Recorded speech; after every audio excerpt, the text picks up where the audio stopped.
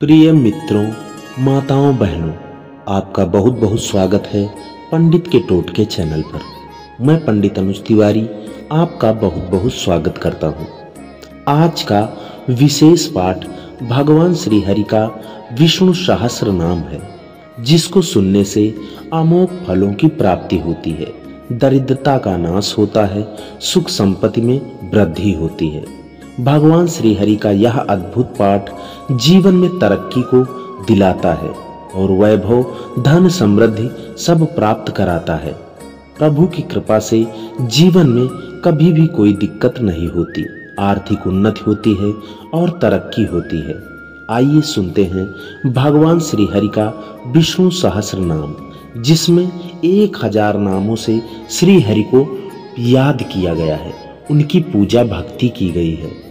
तो देर न करते हुए आइए सुनते हैं, लेकिन आपसे छोटा सा निवेदन है, कृपया इस चैनल को अभी तक सब्सक्राइब नहीं किया है तो सब्सक्राइब जरूर करें, वीडियो को लाइक करें, कमेंट बॉक्स में जय श्री हरि जरूर लिखें और अपने दोस्तों मित्रों के साथ शेयर भी जरूर करें।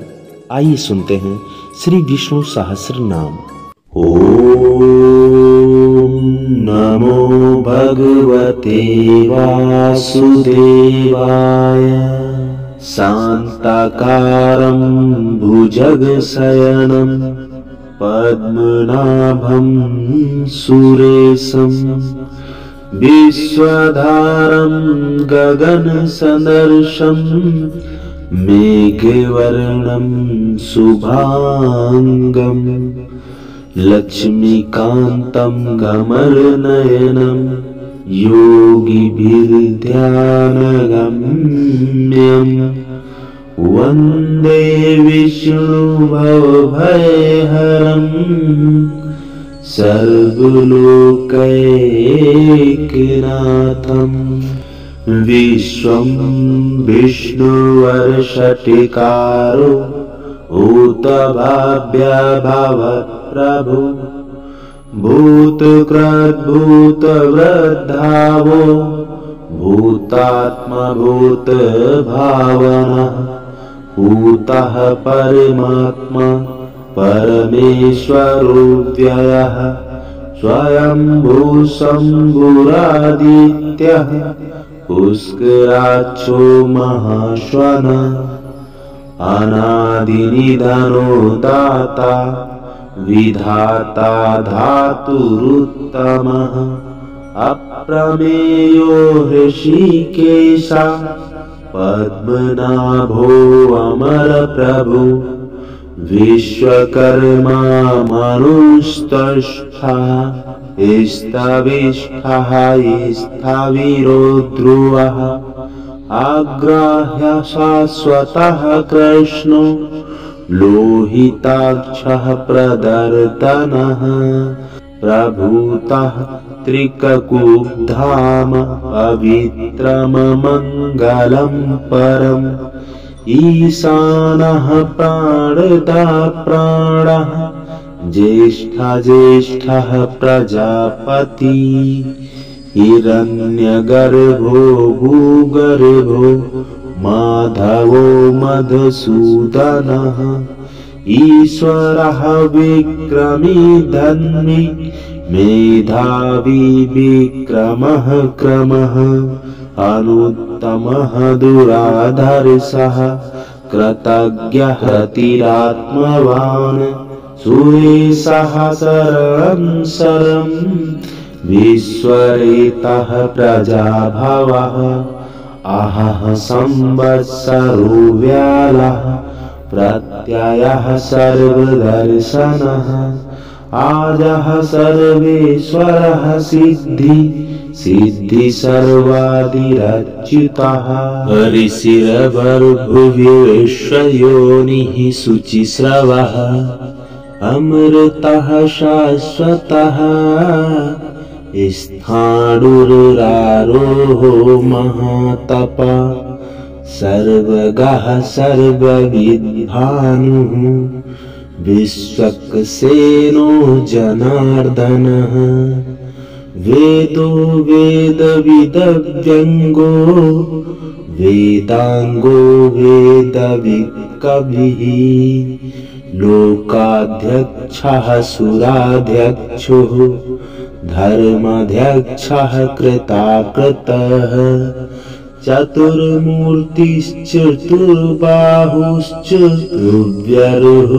चतुर्मूर्तिश्चतुर्बाहुश्चतुर्व्यरुश्चतुर्गतिः चतुस्थानश्चतुर्भाव यश्चतुर्वेदविदेकपात् समावरः समप्रश्नः समवाङ्गसमवेदविद् सर्वश्रीः सच्चिदानन्दो नन्दी ज्योतिर्दिग् सूक्ष्मः परमदंसी च सर्वदृक् सर्वतोमुखः सर्वावासः स्थविष्ठतः परमात्मा सनातनः धर्मगुप्धर्मकृतधर्मी सदसच्छरमच्छरम अव्यक्तशाश्वतः काली महाशक्ति महाधुतिः अनिर्देशव्यवपु श्रीमानमेयात्मा महाधृकत् महेश्वासो महीभर्ता श्रीनिवासः सतां गतिः अनिरुद्धः सुरानन्दो गोविन्दो गोविन्दानुपतिः मरीचिर्दमनो हंसा सुपर्णो भुजगोत्तमः हिरण्यनाभः सुतपः पद्मनाभः प्रजापतिः अमृत्युः सर्वदिक्सिंहः सन्धातः सन्धिमानि स्थिरः अजो दुर्मर्षणः शास्ता विश्रुतात्मा सुरारिः गुरु गुरुतमो धाम सत्यमार्तान्धकः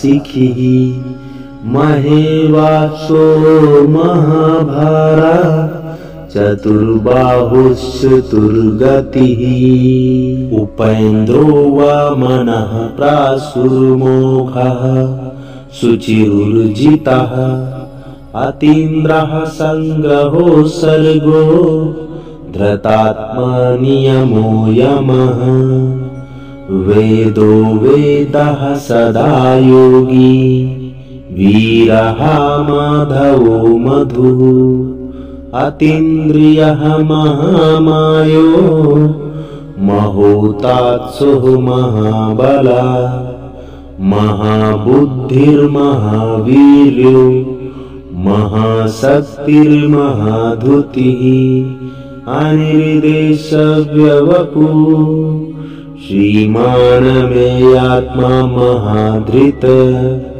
महेश्वासो महीभर्ता श्रीनिवासः सतां गतिः अनिरुद्धः सुरानन्दो गोविन्दो गोविन्दाम्पतिः मारीचिर्दमनो हंसा सुपर्णो भुजगोत्तमः हिरण्यनाभः सुतपाः पद्मनाभः प्रजापतिः अमृत्युः सर्वदृक्सिंहः सन्धाता सन्धिमानि स्थिरः अजो दुर्मर्षणः शास्ता विश्वात्मा सुरारिः गुरुर्गुरुतमो धाम सत्यमार्तन्धकाशिखिः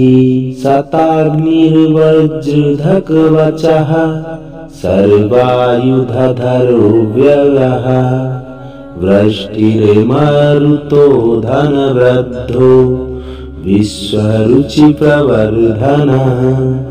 आदित्यः सविता सूर्यः खगः पूषा गभमिष्टिमान् सुपर्णः भुजगोत्तमः हिरण्यनाभः सुतवः पद्मनाभः प्रजापतिः अमृत्युः सर्वदिक्सिंहः संधाता सन्धिमान् स्थिरः वनमाली हलायुधो आदित्यो ज्योतिरादित्यः सहिष्णुर्गदाधरा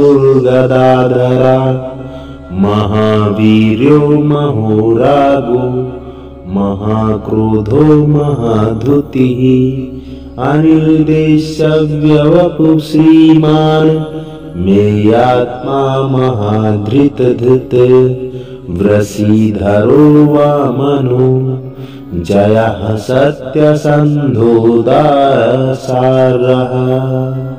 बोलिए भगवान विष्णु की जय, परम पिता परमेश्वर की जय, जगत पालनहार की जय।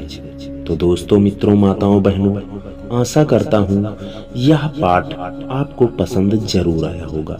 अगर आपको पसंद आया है तो कृपया लाइक जरूर करें। अगर इस चैनल पर आप पहली बार आए हैं तो सब्सक्राइब भी जरूर करें। इस पाठ को अपने दोस्तों मित्रों के साथ शेयर भी जरूर करें, क्योंकि वह भी इसका लाभ उठा सके। कमेंट बॉक्स में अपने विचार या जय श्री हरि जरूर लिखें। इसी के साथ विदा लेते हैं, मिलते हैं किसी नई वीडियो नई जानकारी में। तब तक के लिए जय श्री हरि।